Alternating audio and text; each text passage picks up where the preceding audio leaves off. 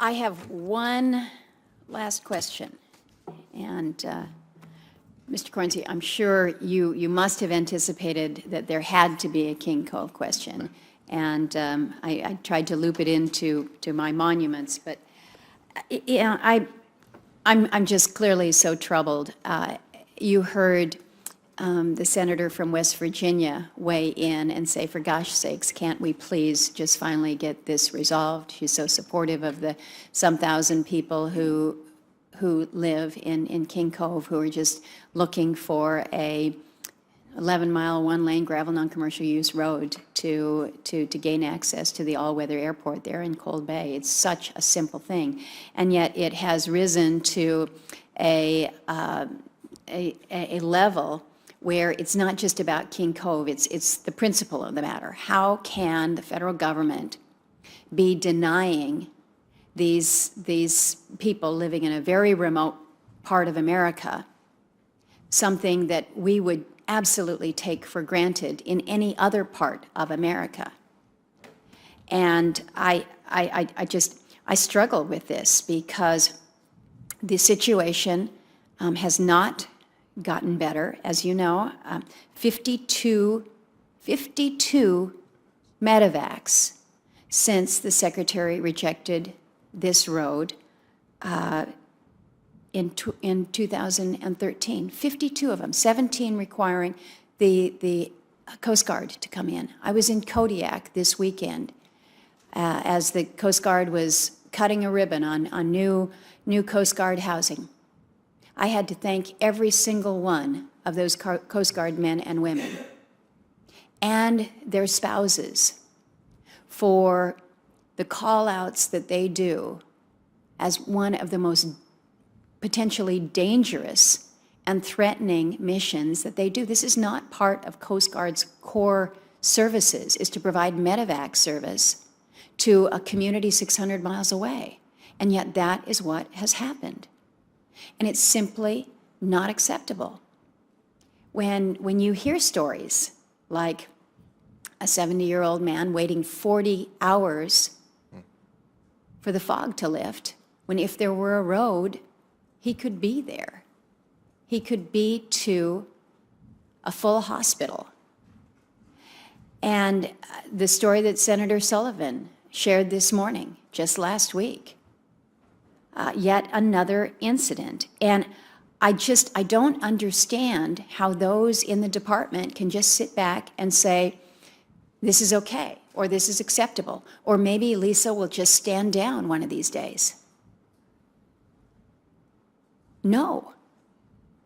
So the question to you is the question that I've asked Secretary Jewell every time she is before any of the committees that I sit on. She made a promise to me saying that she was going to be there to help. She'd find a way to help. And I still have yet to see any proposal, any plan that would help the nearly 1,000 Alaskans that live in this remote community. There was one proposal that was written down, and it was basically a rehash of the various ideas that have been out there over the past couple decades. But we've gotten nothing. And in the meantime, people's lives are in jeopardy. So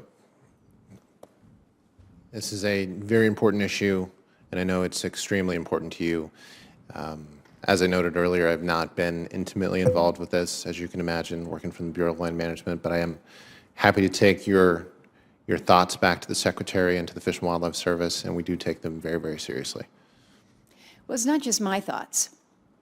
Yeah. It's not my thoughts. It's my prayers. Because I just cannot stand by thinking that there's going to be a tragedy.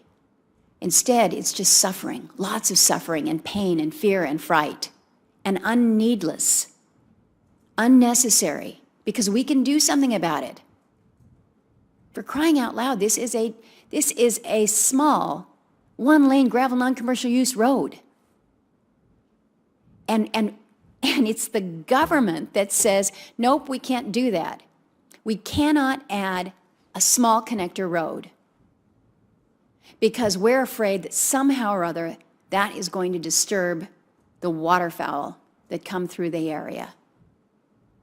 The waterfowl that U.S. Fish and Wildlife Service promotes for hunting. How ironic is that? This is crazy talk. When people get frustrated with their government, it's because of situations just like this, where they say, wait a minute, can't there be some way to work this out? Well, there was. It was a 300-to-1 exchange. The federal government was going to get wilderness.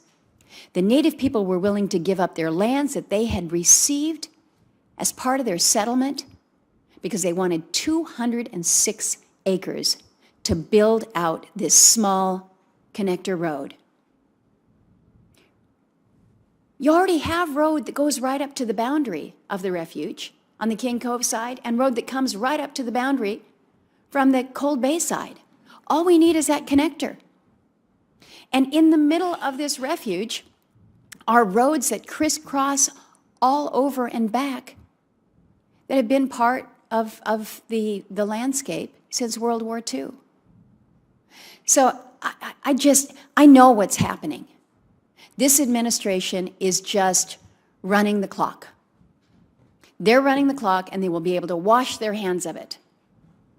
But in the meantime, as of today, 52 different Alaskans, infants, elders, have suffered. And that is absolutely unacceptable. Absolutely unacceptable. So the message that you need to take back to the Secretary and to the President is on their watch. On their watch, they have turned their back on Alaskans, on Alaskan Natives, on their responsibility, on our responsibility. And they're now going to walk away. And they'll be able to wipe their hands clean. But I just hope that their minds will still remember that in the meantime, under their watch, people have been living in fear, in trepidation, and with pain and suffering that could have been addressed. It's unexcusable, and I'm not backing down on this. One way or another, it probably won't be with this administration, but one way or another, the people of King Cove are going to find safety. That's the message that you can take back. I will. Okay, with that, we stand adjourned. I thank you both for coming before the committee, and 21 bills, we'd like to work with you in these areas to advance them. Thank you so much, and we stand adjourned.